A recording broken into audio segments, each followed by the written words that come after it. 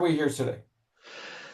Um, so I have like maybe two specific questions. I'm sorry about my voice. I'm still recovering from my cold. No Yeah. problem. Um, I've been noticing or feeling that it's things seem to work better, and it makes more sense to me when when I'm playing horn stuff.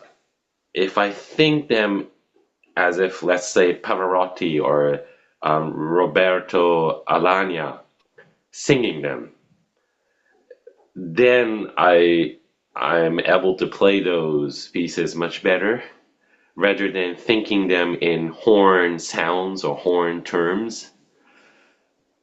Right, the music. Not the instrument. Not the instrument. Yeah. You know, um, you know who Esteban is? The principal trumpet of Chicago Symphony? Yeah. He's world class. He's one of the greatest principal trumpets in the world. Hmm. And I had a couple of wonderful conversations with him. We were Hmm. like two little kids just sharing our ideas and so on. It was a wonderful fellow. But what came from our conversation is a very simple statement. It's not about the trumpet. It's only about the music. Mm. It's not about the trumpet. It's only about the music. Now, your instrument is trombone? French horn. Oh, horn. Okay. So it's a mindless tube that has no sound. It has no music until you send it to the lead pipe. Mm. Where's the music created? It's created in the mouthpiece. So the mouthpiece is really the real instrument. Mm-hmm. And the tube at the end of it is nothing more than an amplifier of that. So let's start with the mouthpiece. And I just had my 77th birthday, and I Oh, want you to play Happy Birthday for me from Japan. okay.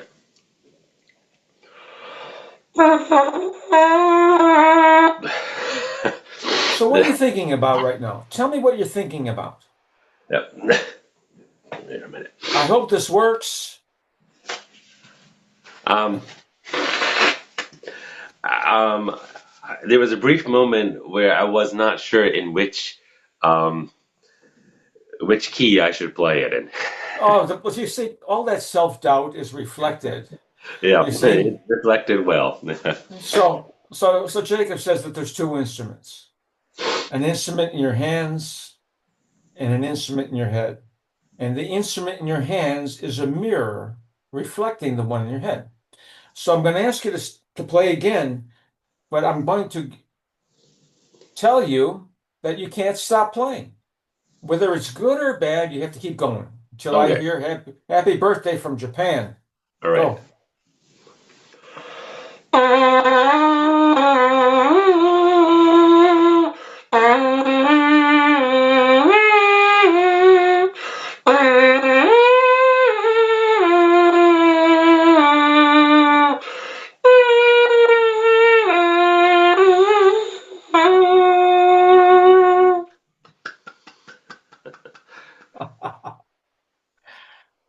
Do you know who Thomas Josline is? Yeah, I had a lesson with him the other day. It's more like 6 months. So Thomas contacted me about 30 years ago. Mm-hmm. He was a section horn player in Honolulu, third rate orchestra playing a section. He wasn't struggling as a player. And he eventually went from that to the New York Philharmonic. But he didn't want to be a section player. He wanted to be a principal player. Now he's in St. Louis and he's a principal player. I saw him last night and we had a wonderful conversation. But it wasn't about playing the horn.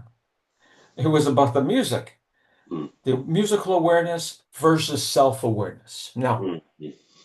musical awareness versus self-awareness. The first time you played, self-awareness interfered. Then I qualified it and I said, you can't stop. So I limited the self-awareness. Mm. And you focused on musical awareness, and what happened?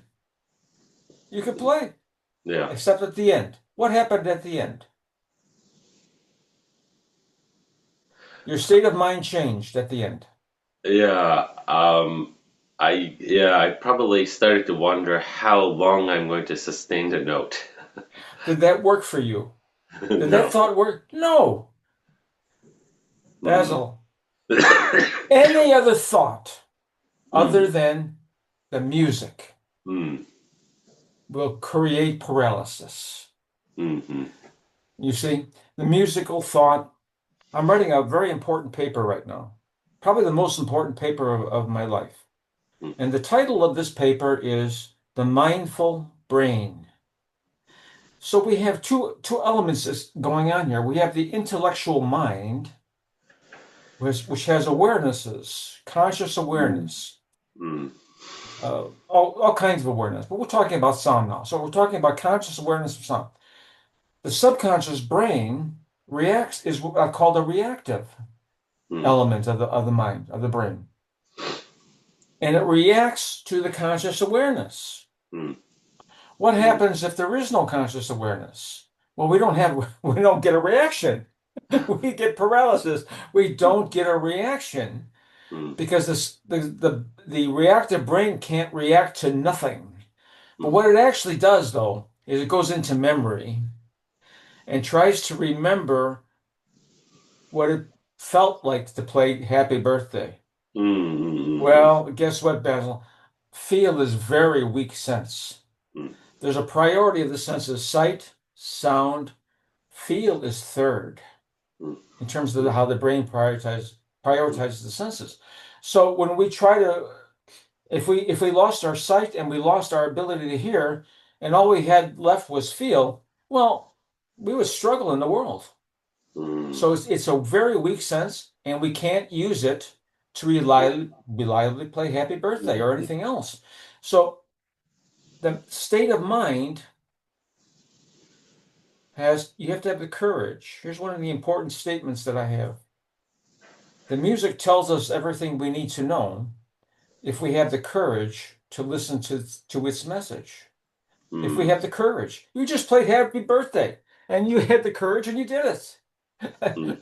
But then you brought some other thought into the picture, Mm. and then the reactive brain had nothing to react to. Mm. There's no auditory awareness to react to. So at that point, the function stops. You become paralyzed.